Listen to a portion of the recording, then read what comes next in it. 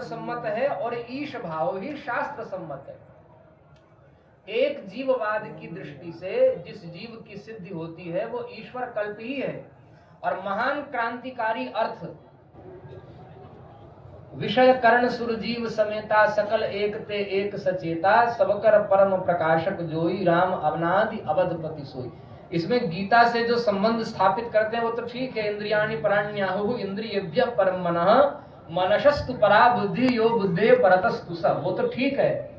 लेकिन बीच में यो बुद्धे परतस्तु स सीधे उसको अर्थ करने वाले वेदांती आत्मा में ले जाते हैं। भगवत तत्व में वैष्णव लोग उसको अपना अर्थ करने के समय ले जाते हैं। वैष्णव का मतलब ऐसा नहीं पूर्व पक्ष या उनको विरोधी मानकर नहीं बता रहे। शंकराचार्य भगवत पाद को हम परम वैष्णव मानते हैं। रामानुजाचार्य, वल्लभाचार्य, विष्णु स्वामी आचार्य, मध्वाचार्य, निम्बारकाचार्य जी और श्री चैतन्य महाप्रभु षट गोस्वामी पाद और ज्ञानेश्वर महाराज, इन सब को हम परम वैष्णव मानते हैं। वाणी में कोई भेद नहीं है। मैं बार बार कहता हूं, मूढ़ व्यक्तियों के लिए तो पति पत्नी में झगड़ा, भाई भाई में झगड़ा, मन बुद्धि का झगड़ा सबके अंदर है। अपने आप में द्वैत का संसार, पूरा ब्रह्मांड एक बाहर है एक भीतर है, लिए घूम रहे हैं, झगड़ा ही झगड़ा है। उस झगड़े की बात नहीं है। लेकिन ध्यान पूर्वक भैया, आचार्यों का स्वरूप अलग अलग है। तिलक अलग होगा, कहीं त्रिदंड होगा, कहीं एक दंड होगा, कहीं दंड नहीं होगा। हाँ, स्वरूप अलग अलग है। सिद्धांत को कहने की शैली अलग अलग है। ध्यान से सुनना, हम शैली कह रहे हैं।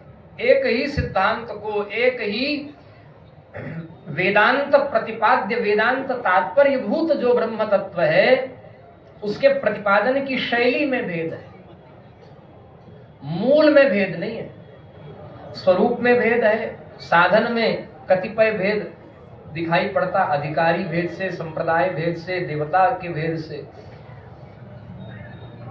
शरीर अलग अलग लोगों को दिखाई देते हैं, नाम अलग अलग आचार्यों की, कोई वल्लभाचार्य हैं तो कोई शंकराचार्य, कोई निम्बारका, लेकिन मूल में आचार्य तत्व में भेद नहीं है। इस बात को सभी संप्रदाय के साधकों को बहुत जोर से पकड़ के रखना चाहिए, नहीं तो अर्थ करते करते इतना प्रमाद होता है। नामापराध की सूची बताते हुए स्कंद पुराण की है, हरिहर के नाम में अभेद, हरिहर के नाम में भेद करना नामापराध है।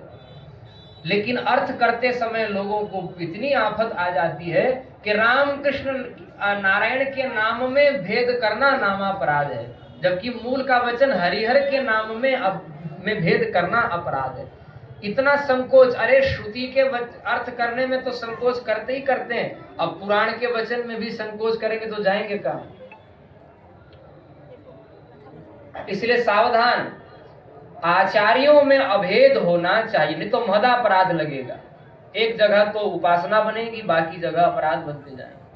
कैसे अभेद स्थापित करें, उसका उपाय क्या है? उसका उपाय यह है कि जैसे भगवान के 24 अवतार हैं, भगवान नारायण के 24 अवतार हैं कि नहीं, और उन अवतारों के नाम अलग अलग हैं कि नहीं, उन अवतारों के स्वरूप का मतलब यहाँ पे रूप, उन अवतारों के रूप अलग अलग हैं कि नहीं, कहीं मीन है, कहीं कच्छप है, कहीं वराह है, और वंशी को लेकर के, धनुष बाण को लेकर के रामकृष्ण में अवतारा सर्वे पूर्णा, सब पूर्ण अवतार हैं, सब अवतार, और अलग अलग लोगों को जो जो जिस जिस रूप में भगवान ने दर्शन दिया। बहुत लोगों को कुछ भगवान ने दर्शन दिया हम जानते ही नहीं, लोक प्रसिद्ध हुआ ही नहीं।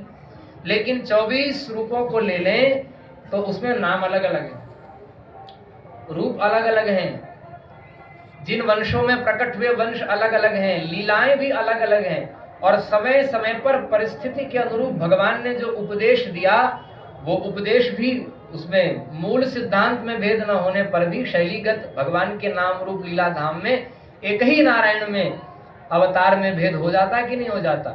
लेकिन इतने सारे भेद होने पर भी जो मूल वैष्णव तत्व है, उस वैष्णवत्व में भेद होता है क्या? भेद नहीं होता। ठीक उसी प्रकार आचार्य तत्व एक ही है। हाँ, परमात्मा ही आचार्य है, मूल आचार्य, और वो आचार्य के रूप में एक ही आचार्य तत्व है। शंकराचार्य, वल्लभाचार्य, रामानुजाचार्य, नाम में भेद हो जाता है, रूप में भेद हो जाता है, लीला भी सबकी अलग अलग भई है, लीला में भेद हो जाता है, और क्या होता है, सिद्धांत के प्रतिपादन में शैलीगत भेद हो जाता है। तो ये सारे भेद जो हैं नाम रूप लीला धाम के भेद, जैसे भगवान के नाम रूप लीला धाम के 24 अवतार के भेद होने पर भी उसमें तात्विक अभेद है, इसी प्रकार आचार्यों के भी नाम रूप लीला धाम शैलीगत भेद होने पर भी आचार्य तत्व में अभेद है। ऐसी बुद्धि हम लोगों को करना चाहिए। ये बहुत बड़े भजन को